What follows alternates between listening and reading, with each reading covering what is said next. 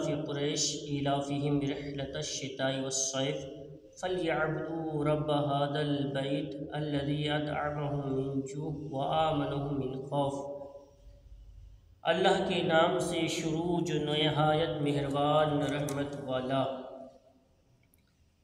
कुरैश को रग़बत दिलाने के सबब से, यानी उन्हें सर्दी और गर्मी की तिजारती सफ़र से मानूस कर दिया। बस उन्हें चाहिए कि वो उस घर के रब की इबादत करें जिसने उन्हें भूख में खाना खिलाया और उनको खौफ से अमन में रखा।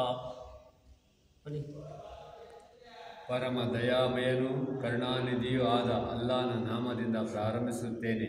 ಕುರೈಶರು ಪರಿಚಯರಾದುದಕ್ಕಾಗಿ ಚಳಿಗಾಲ ಮತ್ತು ಬೇಸಿಗೆಯ ಪ್ರಯಾಣಗಳಿಗೆ ಪರಿಚಿತರಾದುದಕ್ಕಾಗಿ ಅವರು ಆ ಕಾಬಾ ಭವನದ ಪ್ರಭುವಿನ ದಾಸ್ಯಾರಾಧನೆ ಮಾಡಲಿ.